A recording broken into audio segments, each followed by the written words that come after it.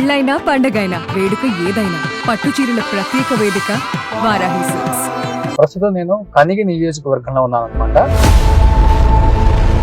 కనిగి నియోజకవర్గంలో ఏ గడప గడపకు వెళ్ళినా కానీ ఉగ్ర నరసింహారెడ్డి నామస్వరం వినిపిస్తూనే ఉంటుంది. కనిగిరి మట్టి తల్లి ముద్దోడిన బిడ్డడు. ఉగ్ర నరసింహారెడ్డి గారు నమస్తే. ఫస్ట్ ఏం చెప్పాలనుకుంటున్నారు కనిగిరి ప్రజలకి? ఇంత పెద్ద విక్టరీ ఇచ్చారు మీకు. బేసిక్ గా కనిగిరి ప్రజలకు ఎప్పుడు నేను రుణపడి ఉంటాను. ముక్కు ఉగ్ర నరసింహారెడ్డి, ఇంటి పేరు ముక్క. అవును, ఈ ఉగ్ర అనేది ఎందుకు పెట్టాలనిపించింది మీ నాన్నగారికి? అసలు మా నాయనమ్మ పెట్టింది పేరు. నేను వస్తుంటే దర్శి నుంచి కనిగిరికి రెండు పక్కల ఎక్కడా కూడా కనీసం ఎటువంటి పంట కూడా ఏని భూములు ఖాళీగా మొత్తం బీడు పట్టిన భూములు తప్పితే ఏం కనిపించట్లేదు. ఇప్పటికీ ఆ వలసలు జరుగుతూనే ఉన్నాయా? అభివృద్ధి ఏమైనా ఉందా? అసలు నీరు సదుపాయం ఉందా ఇక్కడ? అసలు ఇటీవల 5 years అపోజిషన్ లో ఉన్నప్పుడు అసలు ఎక్కడున్నారు మన ఓటర్స్ ఏంటని చెప్పి స్టడీ చేస్తే 2,30,000 మందిలో దాదాపు 64,000 నుంచి 70,000 వరకు మైగ్రేట్ ఓటర్స్ ఉన్నారు. 2 లక్షల ఓటర్స్ లో 70,000 మంది బతుకు తెరువుకి రకరకాల ప్రాంతాలలో బతుకుతున్నారు అనమాట. ఏం చేస్తున్నారు ఇప్పటి వరకు వచ్చిన నాయకులు, పార్టీలు?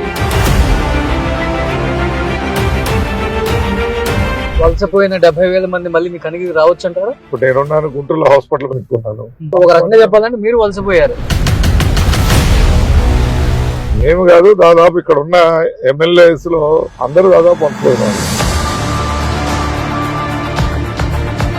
ఇప్పుడు ప్రజెంట్ చర్చ జరుగుతుంది ఏంటంటే ఈసారి గెలిచిన తర్వాత ఉగ్ర నరసింహారెడ్డి నియోజకవర్గంలో ఎవరికి అందుబాటులో ఉండడు. కేవలం ఆయన వ్యాపారాల మీద పెట్టిన శ్రద్ధ కనిగిరి డెవలప్మెంట్ మీద ఈసారి పెట్టలేకపోయాడు, విఫలమయ్యాడనే మాట గట్టి వినిపిస్తుంది ఈసారి. వాస్తవంగా చెప్పాలంటే నేను ఈ 8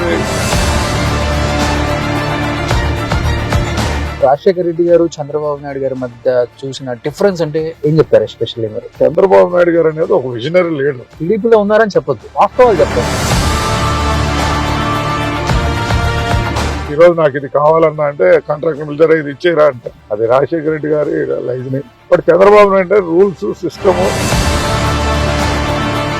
చాలా ఇంపార్టెంట్ శాఖలన్నీ కూడా డిప్యూటీ సీఎం పవన్ కళ్యాణ్ గారి దగ్గరే ఉన్నాయి. అపాయింట్మెంట్స్ ఇస్తున్నారా? ప్రాబ్లమ్స్ చెప్పుకుంటున్నారా? పనులు అవుతున్నాయా?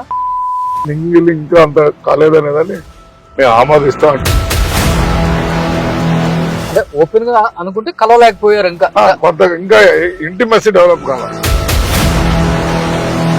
మేడం వచ్చేసరికి గ్యాస్ ఉంటుంది. గ్యాస్ స్టాండ్ ఎందుకు తీస్తున్న పరిచయం మీ ఇద్దరికి? మేడం అసలు అంటే మాది సంబంధం. ఎవరు మంచి ఫ్రెండ్స్ రాజకీయ నాయకుల్లో, ముఖ్యంగా అంటే పార్టీలకు అతీతంగా చెప్పండి? ఇప్పుడు దామోదర్ రాజనరసింహ, రేవంత్ మొన్న ఇటీవల కలిసాం. ఒక సందర్భం కలిస్తే ఏమని సంబోధించారు ఇంట్లోకి రాగానే? తను తెలంగాణ రౌడీ అని నేనంటాను, తను ఆంధ్ర రౌడీ అని నన్ను పిలుస్తాను. Hi, hello, welcome to Suman TV. నేను మీ రోషన్. సో ప్రస్తుతం నేను కనిగి నియోజకవర్గంలో ఉన్నాను అనమాట. కనిగి నియోజకవర్గంలో ఏ గడప గడపకు వెళ్ళినా కానీ ఉగ్ర నరసింహారెడ్డి నామస్వరం వినిపిస్తూనే ఉంటుంది. అది పార్టీ ఏదైనా పదవుల కోసం ఆశించిన మనిషి కాదు కాబట్టి ప్రతి ఒక్కరు కూడా ఉగ్ర నరసింహారెడ్డి అంటే మా ఇంటి మనిషి, మా ఇంట్లో అన్న, మా తమ్ముడు, మా కొడుకులాగా ఫీల్ అయ్యే జనం ఎంతో మంది ఉన్నారు. సో అలాంటి ఉగ్ర నరసింహారెడ్డి గారిని కెమెరా ముందుకి ఇంతవరకు ఎవరు తీసుకురాలేదు. చాలా ఇయర్స్ తర్వాత సుమన్ టీవీతో మాట్లాడటానికి ఆయన ఒప్పుకున్నారు. ఇంకెందుకు ఆలస్యం, మాట్లాడద్దాం ఉగ్ర నరసింహారెడ్డి గారితో. సో ఉగ్ర నరసింహారెడ్డి గారు నమస్తే. సో పేరులో ఉన్న ఉగ్రం మనిషిలో ఉండదు, అందుకనే కనిగిరి ప్రజలు వాళ్ళ గుండెల్లో పెట్టుకొని మిమ్మల్ని ఒక అన్నలా, తమ్ముళ్ళ, కొడుకులా భావిస్తున్నారు. ఫస్ట్ ఏం చెప్పాలనుకుంటున్నారు కనిగిరి ప్రజలకి? ఇంత పెద్ద విక్టరీ ఇచ్చారు మీకు చాలా ఇయర్స్ తర్వాత. అది బేసిక్ గా కనిగిరి ప్రజలకు ఎప్పుడు నేను రుణపడి ఉంటాను. ఎందుకంటే అతి సామాన్య కుటుంబం నుంచి వచ్చిన నన్ను 2 సార్లు ఎమ్మెల్యేగా వాళ్ళు గెలిపించటం అనేది నా పూర్వజన్మ సుకృతం. అదేవిధంగా ఈ ప్రాంతాన్ని డెవలప్ చేయాలనేది ఒక మెయిన్ కాన్సెప్ట్ నాకు. అది తప్ప ఏదో ఎమ్మెల్యే కావాలనే కోరిక కన్నా కూడా ఎక్కువగా ఈ వెనకబడ్డ ప్రాంతాన్ని ఏదో విధంగా డెవలప్ చేయాలని ఒక ఆచరణతో ఉన్నాం.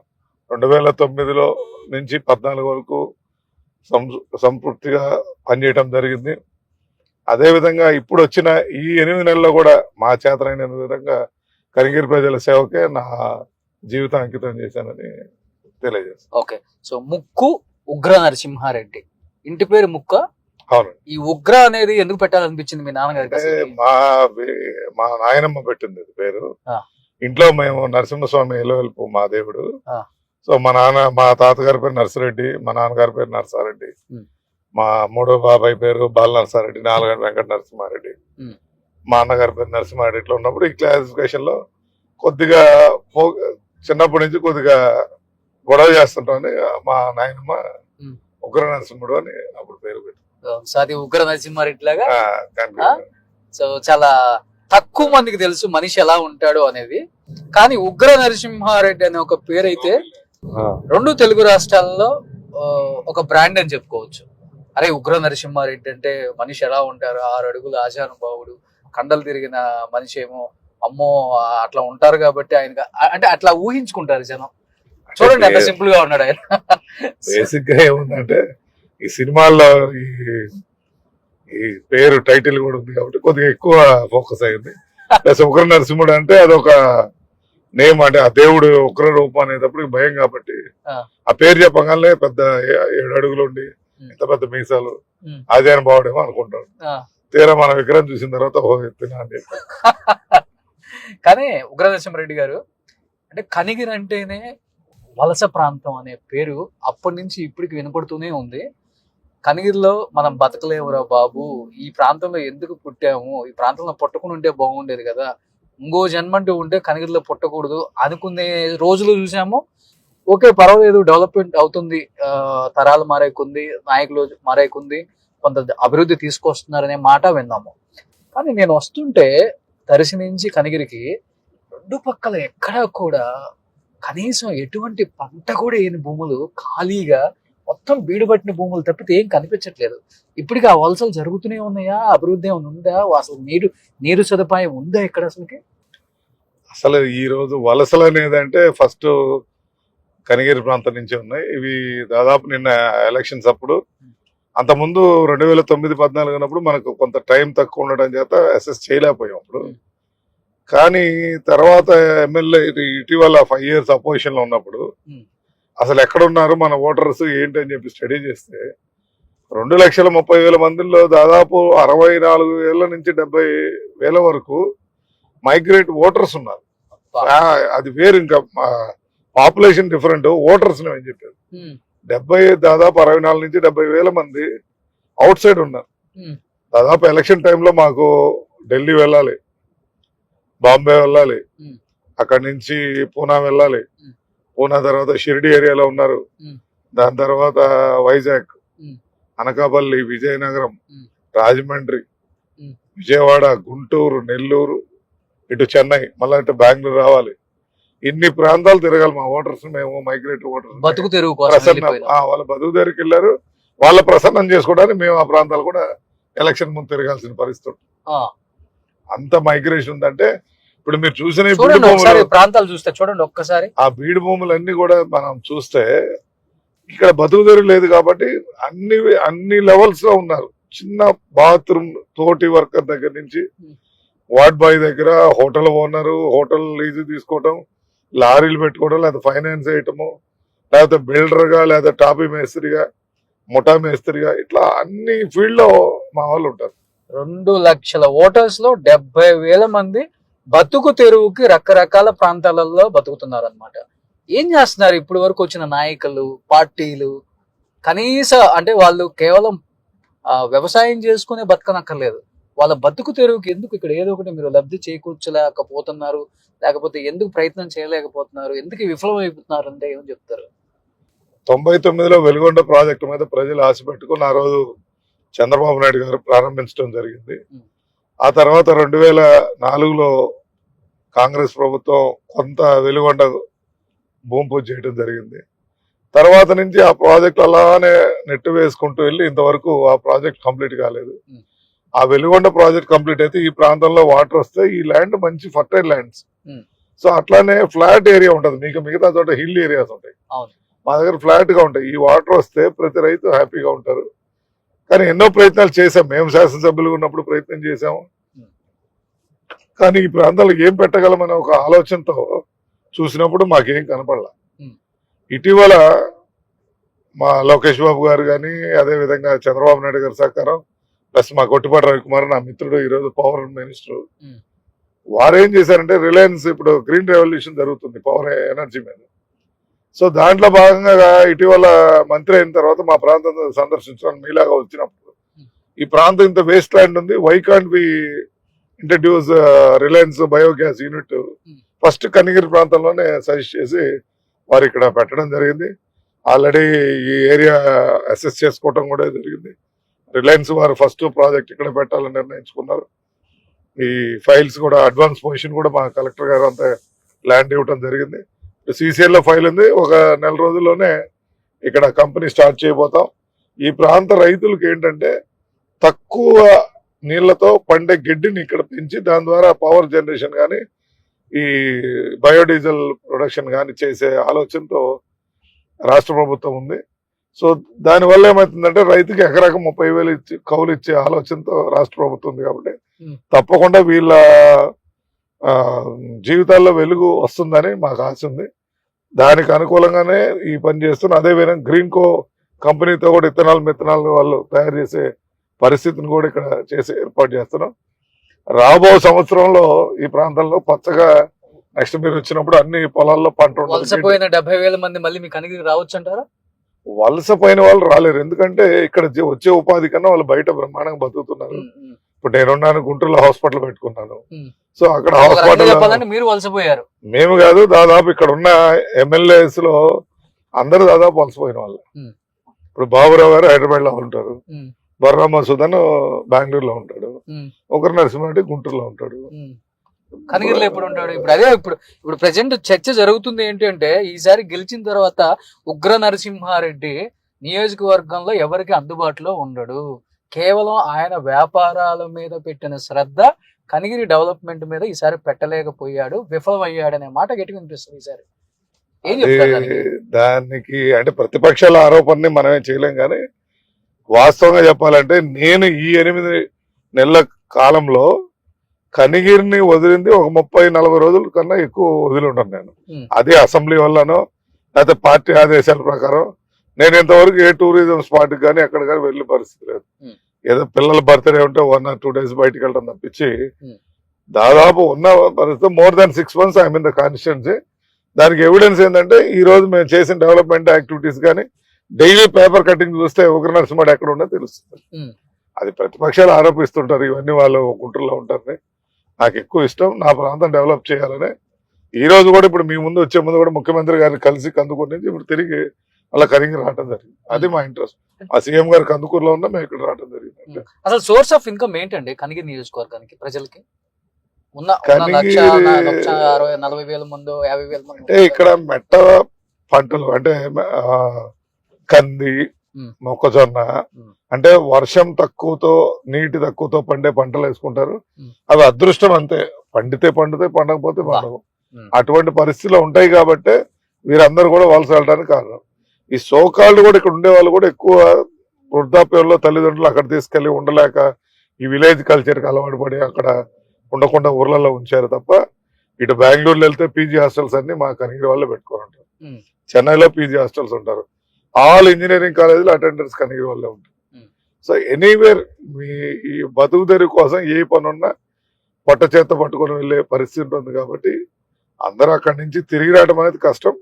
బట్ ఈ ప్రాంతం సస్యశ్యామలో కొద్దిగా ఉంటే రాబో జనరేషన్ అని ఇక్కడ నుంచి తరలి వెళ్లకుండా చేయాలనేది మా ఆలోచన.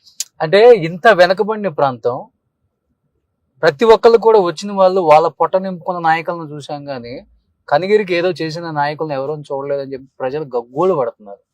వచ్చిన తర్వాత ఈ 8-9 నెలల్లో ఉగ్ర నరసింహారెడ్డి ఈ మంచి పనులు చేశాడు, ఇలా నియోజకవర్గ అభివృద్ధిలో ముందుకు నడిపిస్తున్నాడు అంటే ఏం చెప్పగలరు మీరు? ఒక 4-5 పనులు అంటే అసలుకి సార్, నేను ఫస్ట్ గెలిచి ప్రమాణ స్వీకారం చెయ్యక ముందే మోడల్ స్కూల్ అని ఒక స్కూల్ ఉంది. ఆ పిల్లల స్కూల్కి వెళ్ళాలంటే బురదలో వెళ్లే పరిస్థితి ఉన్న ఆ రోడ్లని ముందే నేను సిఎస్ఆర్ ఫండ్స్ తో ఆ రోడ్ రిపేర్ చేయించేసి ముందు పిల్లలకు అనుకూలమైన విధంగా చేయటం జరిగింది. ఇటీవల మళ్ళా గవర్నమెంట్ నుంచి కోటి రూపాయలు శాంక్షన్ చేయించి రేపు March 1 tender last date. So అక్కడ సీసీ రోడ్ వేయటం జరిగింది.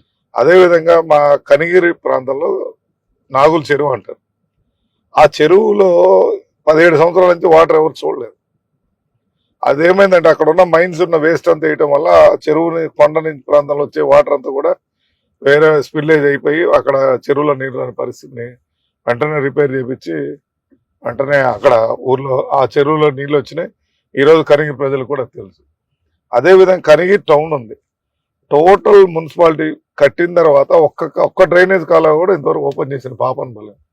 దాదాపు గవర్నమెంట్ నుంచి 33 lakhs తెచ్చి ఆ డ్రైనేజ్ చేసాం. మన ఇటీవల సడన్ గా ఇక్కడ క్లౌడ్ బస్ జరిగింది. 13 centimeters రైన్ ఫాల్ వచ్చింది. ఆ రోజు ఆ డ్రైన్స్ కైనా ఓపెన్ చేయకపోతే కనిగిరిలో సగం డ్యామేజ్ అయిపోయింది. కమర్షియల్ కానీ పబ్లిక్ కానీ ఆ వాటర్ వెళ్ళక దాదాపు 5 అడుగులు 6 అడుగులు నీళ్ళలో ఉండాల్సిన పరిస్థితి నుంచి ప్రజలను కాపాడాం. దాదాపు 8 to 9 years నుంచి బైపాస్ రోడ్డు పెండింగ్ ఉంది. నేను వచ్చిన వెంటనే రైతులు కన్విన్స్ చేసి గవర్నమెంట్ తో పోట్లాడి రైతుల డబ్బులు రైతులకు ఇప్పించి వర్క్ కాకుండా వర్క్ మొదలు పెట్టించి ఈరోజు ఒక 3 months లో ఆ బైపాస్ రోడ్డు మీరు చెప్పండి 9 years నుంచి ఆయన పోయిన ప్రాజెక్ట్ ని స్టార్ట్ చేయించడం. మరి అదే విధంగా ఓవి రోడ్ అని ఉంది, ఓలపాలెం వేమలపాట. అది గతంలో వేసిన కాంట్రాక్టర్ పని చేయకుండా దానికి వెనక్కి వెళ్ళాలని పరిస్థితి వస్తే అసలు అది దాదాపు 36 kilometers నా నియోజకవర్గం ఉంటే వర్క్ చేయలేదు వాళ్ళు.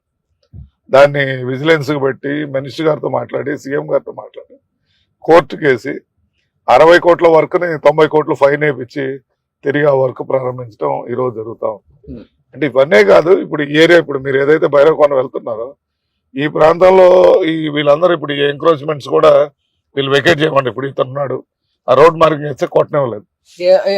అదేనా కేఎల్ ఈ రోడ్డు మీనింగ్ ఏంటి అంటే ఈ రోడ్స్ ఎంక్రోచ్మెంట్ లో పోతుంది. ఇప్పుడు అక్కడ రోడ్ మార్కింగ్ ఉంది చూడండి, ఆ ముందు కూడా రో 4 ఆ రైతులందరినీ కూడా మేము కన్విన్స్ చేసి అయినా ఇది మనకు అవసరము, స్టేట్ క్యాపిటల్ ఇది రోడ్డు బాగుంటే మనం ఇన్ఫ్రాస్ట్రక్చర్ డెవలప్ అయితే మన ఊర్లు బాగుపడతాయని వాళ్ళు కన్విన్స్ చేయడం కూడా జరుగుతాం. ఇవన్నీ కూడా ఏంటంటే డెవలప్మెంట్ మీద ఆస్పెక్ట్. అదే విధంగా ఈరోజు ముఖ్యమంత్రి గారితో కొట్లాడి దాదాపు నడికుడి కాళహస్తి లైన్ కు డబ్బులు రావాలి. అది గత 4-5 సంవత్సరాలు పెండింగ్ పెడితే ఆ రైతులు గగ్గోలు పెడుతున్నారు. ఈ రోజు నిన్ననే వాళ్ళ అకౌంట్ కి 12,56,00,000 రూపాయలు వాళ్ళ అకౌంట్ కి వేయడం జరిగింది. ఈ రోజు railway line Nadikudi Kalahasti line Kanigiri నుంచి పామూరు వరకు వేగవంతంగా పని జరిగితే నెక్స్ట్ ఆగస్టుకి మా కనిగిరి ప్రాంత వాసులు హైదరాబాద్ కానీ గుంటూరు కానీ రైలు పోయే వసతి ఏర్పడి ఇట్లా ప్రతి యాంగిల్లో మేము ఫోకస్ చేస్తూ వస్తాం. అట్లా డ్రింకింగ్ వాటర్ ఇప్పుడు జల్ జీవన్ మిషన్ ద్వారా ఒక ప్రాజెక్ట్ చేస్తున్నాం. ఉన్న రామతీర్థం జలాశయంలో డ్రింకింగ్ వాటర్ తీసుకురావాలని ఇంకో ఆలోచన. అదేవిధంగా త్రిబుల్ ఐటీ మీద ఫోకసింగ్ చేసి ఇమీడియట్ గా త్రిబుల్ ఐటీ గ్రాంట్స్ ఇవ్వమని చెప్పి లోకేష్ గారికి ఇప్పటికీ 3 సార్లు లెటర్లు ఇవ్వడం జరిగింది. ఈ రోజు ఉదయం కూడా ముఖ్యమంత్రి గారితో మాట్లాడడం జరిగింది. రేపు బడ్జెట్ లో రివైజ్ ఎస్టిమేట్ వేసి అది పెడతాం. అది గతంలోనే శాంక్షన్ అయింది, రాష్ట్ర విభజన అప్పుడు వచ్చింది. ఒంగోలు ఇస్తే ఒంగోలు ప్లేస్ లేదని రిజెక్ట్ చేస్తే అది కనిగిరి వచ్చింది. ఆ కనిగిరి వచ్చిన ప్రాజెక్టులు అదే విధంగా తెలుగుదేశం ప్రభుత్వం నెగ్లెక్ట్ చేసి అది కట్టకుండా పోస్ట్పోన్ చేస్తే ఇప్పుడు తిరిగి దాన్ని అలా ఇప్పుడు ప్రారంభించడం ప్రయత్నం చేస్తాం. ఈ విధంగా ఈ ప్రాంతం టూరిజం ఇప్పుడు మీరు పోయే రోడ్స్ ఇవన్నీ కూడా గతంలో ఆగిపోయినాయి. ఇప్పుడు అన్ని కూడా పునః ప్రారంభించి ప్రజలకు మేలు చేసి ఈ ప్రాంత అభివృద్ధి చేయాలని మాకు. ఒక రకంగా చెప్పాలంటే రోడ్లు ఒక్కటే బాగున్నాయి కనిగిరికి వస్తుంటే నాకైతే. ప్రస్తుతం ఉన్న దాంట్లో ఇక్కడ ఉన్న బెటర్ థింగ్ ఉంది. ఈరోజు గవర్నమెంట్ హాస్పిటల్ మీరు విజిట్ చేస్తారు, ఇప్పుడు ఈవినింగ్ వెళ్ళేటప్పుడు చూడండి. ఒక గవర్నమెంట్ హాస్పిటల్ రాష్ట్ర స్థాయిలో ఎక్కడ లేని విధంగా కార్పొరేట్ హాస్పిటల్ లాగా తీర్చిదిద్ది గతంలో సంవత్సరానికి 10 ఆపరేషన్లు జరిగే దగ్గర నుంచి జరుగుతూ ఉండేవి. అటువంటిది ఈ రోజు 30 రోజుల్లో 30 ఆపరేషన్లు చేసిన పరిస్థితి కనిగిరి హాస్పిటల్. అంటే ఇప్పుడు కాంగ్రెస్ గవర్నమెంట్ లో రాజశేఖర రెడ్డి గారిని చూశారు, టీడీపీలో చంద్రబాబు నాయుడు గారిని చూశారు. ఇద్దరు ముఖ్యమంత్రులతో పనిచేసిన గొప్ప అవకాశం ఇలాంటి కొంతమందికి దక్కిందని చెప్పుకోవచ్చు. ఏం చెప్తారు రాజశేఖర రెడ్డి గారు చంద్రబాబు నాయుడు గారి మధ్య చూసిన డిఫరెన్స్ అంటే ఏం చెప్తారు? ఎస్పెషల్లీ మీరు చంద్రబాబు నాయుడు గారు అనేది ఒక visionary leader, you can't compare. తన నేచర్ వేరు, తిన్ నేచర్ వేరు. టీడీపీలో ఉన్నారని చెప్పొద్దు, వాస్తవాలు చెప్పండి. నేను టీడీపీలో ఉన్నారా దాంట్లో ఉన్నారని చెప్పండి. ఒక ఫోకస్డ్ గా ఒక టెక్నికల్ గా గవర్నమెంట్ నుంచి ఏ విధంగా ప్రాజెక్ట్స్ తెచ్చుకోవాలి, ఏ విధంగా చెయ్యాలి అనేది దీని ప్లాన్ చంద్రబాబు నాయుడు గారి ఆలోచన. అది రాజశేఖర రెడ్డి గారు జనరస్ గా ఉంటారు. Hmm. అది రూల్స్ ఇదనేది కాదు, తనకు నచ్చిన వ్యక్తి ఇది కావాలంటే చేసుకోమా అని చెప్పి రాజీ చేయటం ఓకే ఒక సిస్టమేటిక్ అంటే, బట్ జనరస్ గా పబ్లిక్ అండి. కానీ మా చంద్రబాబు నాయుడు గారు ఏంటంటే రూల్ ఉండాలి, Hmm. దానికి ఎలిజిబిలిటీ అన్ని క్రైటీరియాస్ ఉంటేనే తను చేయటం అనేది ఉంటుంది. Hmm. ఇద్దరు అతను పొలిటీషియన్, ఇతను good administrator. Hmm. Chandrababu Naidu గారి వల్ల రాష్ట్రానికి మేలు జరగటం 100% ఉపయోగం ఉంటుంది అనేది మా ఆలోచన. అంటే మోర్ దెన్ పొలిటీషియన్ ఒక ఫ్యామిలీ మెంబర్ లాగా అటాచ్ అయ్యి కొన్ని మెమరబుల్ మూమెంట్స్ చాలా మంది లీడ్ చేసుకున్నారు రాజశేఖర రెడ్డి గారితో.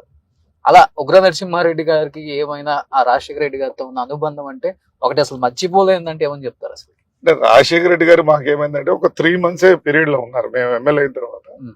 వారు సడన్ గా హెలికాప్టర్ లో మరణించే ముందు వాస్తవంగా నా టికెట్ వచ్చేసి ఢిల్లీ రాహుల్ గాంధీ గారు ఇవ్వటం జరిగింది. Hmm. ఫస్ట్ లో వారిని కాదని తెచ్చుకున్నామన్న కొంత గ్యాప్ ఉంది. But is a different leader. Public కి ఒక అదే అటాచ్డ్, అంటే ఇప్పుడు ఈ రోజు నాకు ఇది కావాలన్నా అంటే కాంట్రాక్టర్ పిలిచారా ఇది ఇచ్చేరా అంటాడు. Hmm. అదే అతనికి ఉన్న మనసు, పబ్లిక్ ని ఆకర్షించుకునే శక్తి అతనిది ఎక్కువగా ఉంటుంది. Hmm. అది రాజశేఖర రెడ్డి గారి లైజనింగ్. బట్ చంద్రబాబు నాయుడు అంటే రూల్స్ సిస్టము ఒక పద్ధతిలో వెళ్ళాలి, అదే విధంగా ఒక ఐడియల్ లీడర్ గా ఉంటారు. ఏమని పిలుస్తారు రాజశేఖర రెడ్డి గారు మిమ్మల్ని? ఉగ్రుడు అని పిలుస్తారు. ఉగ్రుడు అంటారా?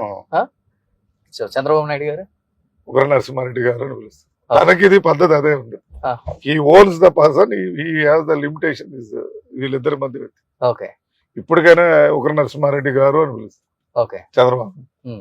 అదే రాజశేఖర రెడ్డి ఏదో గురుడు అని పిలుస్తారు. That is the difference. మీ చిన్నబాబు? చిన్నబాబు మేము అందరం వెరీ ఫ్రెండ్లీ, ఒక ఫ్యామిలీ మెంబర్స్ లాగా ఉంటాం. లోకేష్ బాబు గారితో అంటే రకరకాల సన్నివేశాన్ని బట్టి మేము చిన్నబాబు అంటుంటాం, లేకపోతే లోకేష్ అన్న అంటాం. అంటే ఆ సిచ్యువేషన్ బట్టి మమ్మల్ని, మా పాదయాత్రలో బాగా ఇంటిమసీ పెరిగింది వారితో. సో మమ్మల్ని ఒక ఫ్యామిలీ, అంటే we feel is a family member లాగా ఫీల్ అవుతాం లోకేష్ తో ప్రయాణించేటప్పుడు. అంటే ఇప్పుడు టీడీపీ కూడా అంత చిన్నబాబు ఆధ్వర్యంలో నడుస్తుంది, చిన్నబాబు డైరెక్షన్ లోనే నడుస్తుంది, చిన్నబాబు కనుసైగల్లోనే నాయకులు పనిచేస్తున్నారు అనే మాటకి ఏం చెప్తారు మీరు? చిన్న బాస్ అనే లోకేష్ బాబు గారు మా మంత్రి, ఆయన ముఖ్యమంత్రి చంద్రబాబు నాయుడు గారే వ్యవహరిస్తారు.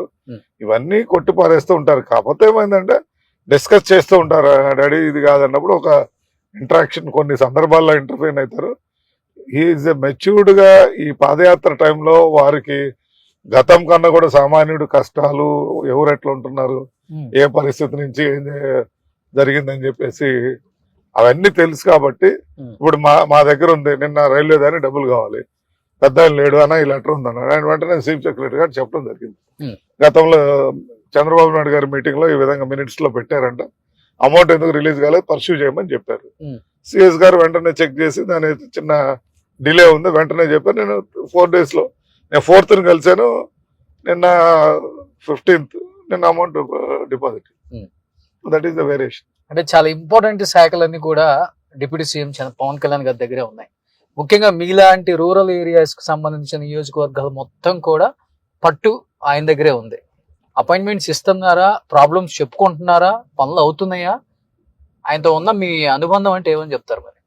అంటే ఆయన ఇంకా పబ్లిక్ ఎమ్మెల్యేస్ తో మింగిల్ ఇంకా అంత కాలేదనేదని మేము ఆమోదిస్తాం. అంటే మమ్మల్ని కలవట్లేదా, అపాయింట్మెంట్స్ ఇవ్వట్లేదా?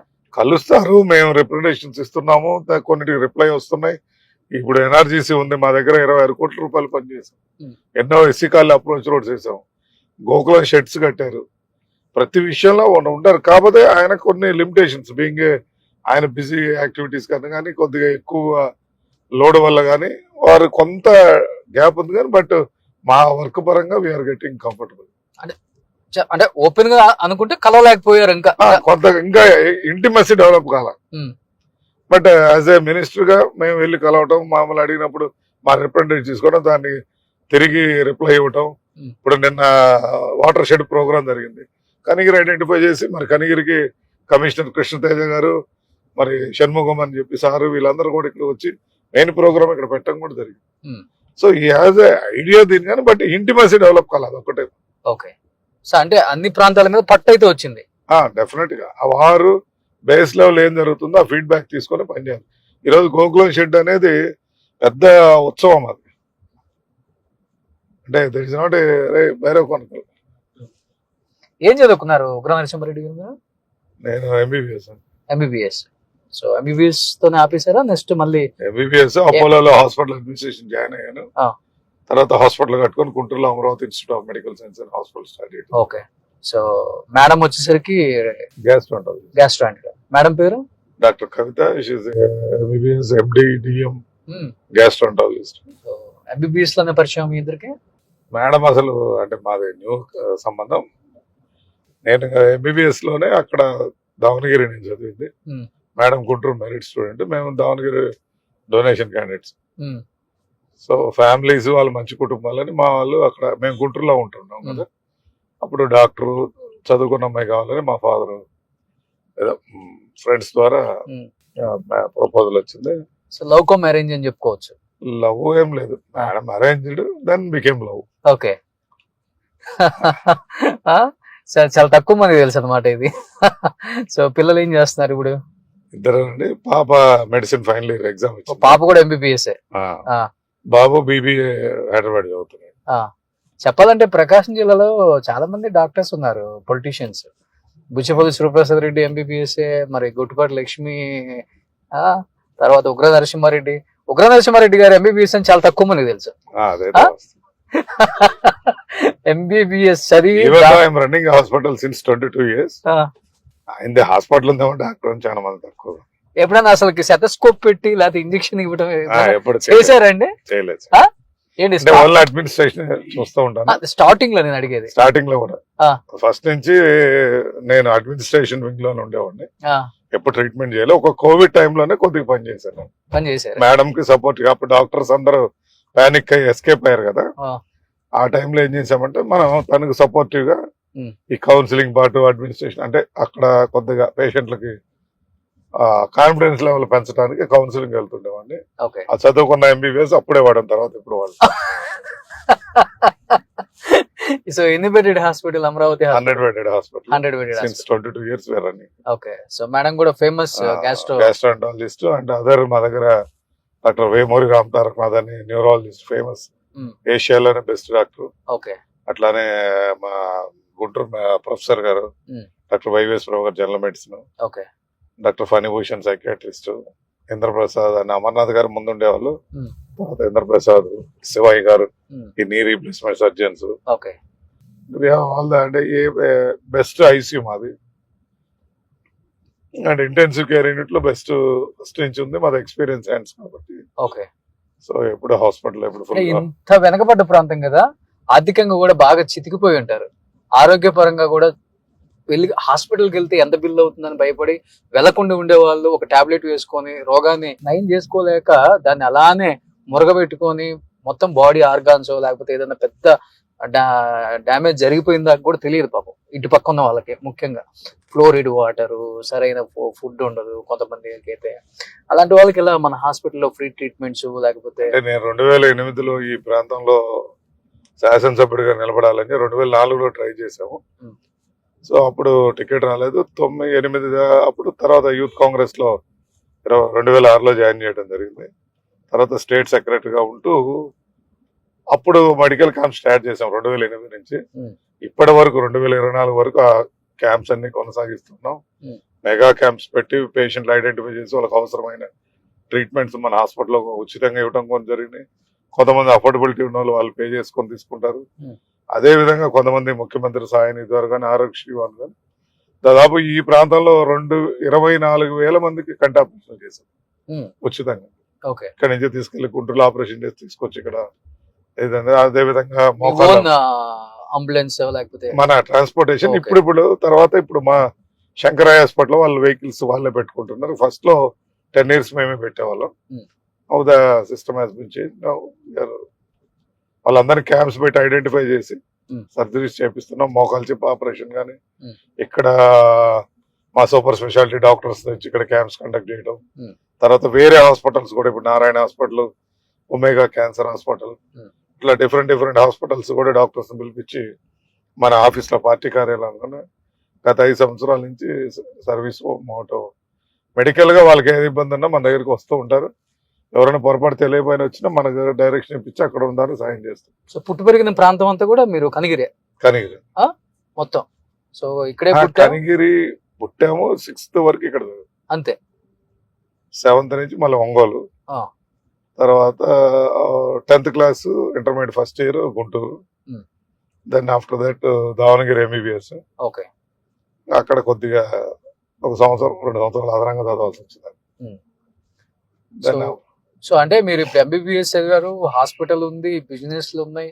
కనిగిరి లాంటి ఒక నియోజకవర్గం కాకుండా మీరు చూస్ చేసుకోవడానికి డబ్బు ఉంది, వేరే నియోజకవర్గాలు కూడా ఉండుంటాయి. ఎందుకు వై ఎస్పెషల్లీ కనిగిరి అంటే రుణం తీర్చుకోవాలి, పుట్టిన ఊరిది, ఏదో విధంగా నేను పుట్టిన ప్రాంతం కాబట్టి నాకు తెలుసు ఇక్కడ పరిస్థితులు అనే దాని మీద ఇక్కడ కాలు మోపారా, లేకపోతే? నా ఫస్ట్ నుంచి ఈ ప్రాంతంలో కనిగిరి ప్రాంతం అంటే ఇష్టం అండి. సో ఈ ప్రాంతాన్ని ఏదో విధంగా డెవలప్ చేయాలి. చిన్నప్పుడు మనం ఈ సినిమా ఇంపాక్ట్ ఎక్కువ, వందే మాతరం గానీ, ప్రతిఘటన గానీ, రేపటి పౌరులు, అర్ధరాత్రి ఇలాంటి ఎక్కువ చూస్తుంటారా? అంటే ఆ టైప్ ఆఫ్ మూవీస్ ఎక్కువగా మనల్ని కొద్దిగా ఇంప్రెస్ చేసింది. ప్లస్ అదే విధంగా మా బాబాయ్ గారు ముక్కాస్ రెడ్డి గారు ఎమ్మెల్యేగా ఉండేవారు.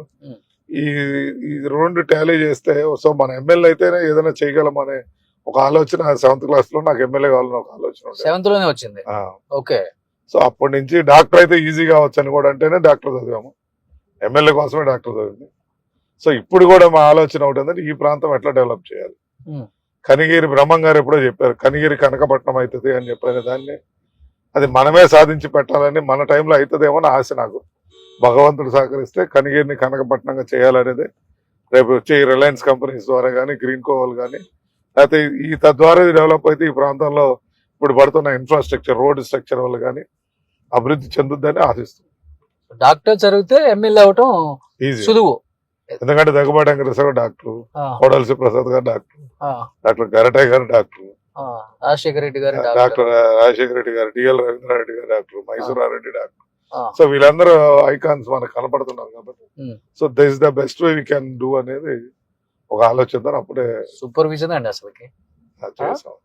ఎవరు మంచి ఫ్రెండ్స్ రాజకీయ నాయకుల్లో, ముఖ్యంగా అంటే పార్టీలకు అతీతంగా చెప్పండి. పార్టీలకు అతీతంగా అంటే గొట్టిపాటి రవికుమార్, మనం మొదటి నుంచి మేము కాలేజీ నుంచి వాడు దావణగిరిలో మినిస్టర్ గారు ఇంజనీరింగ్ స్టూడెంట్ ఉన్నాం, నేను మెడికల్ స్టూడెంట్. ఓకే. అక్కడి నుంచి పరిచయం, అది అట్లా లైఫ్ అట్లా కొనసాగుతుంది.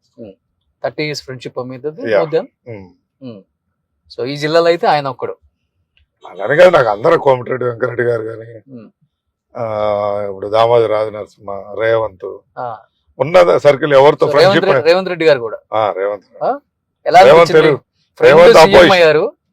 రేవంత్ అపోజిషన్, మేము రూలింగ్ కాబట్టి బాగా గొడవ చేస్తూ ఉండేవాళ్ళం ఫ్రెండ్స్. మొన్న ఇటీవల కలిసాం, ఒక సందర్భం కలిస్తే వారిని వే ఆఫ్ రిసీవింగ్ చూసిన తర్వాత ఎంత స్థాయికి వెళ్ళినా ఒదిగి ఉన్నాడు.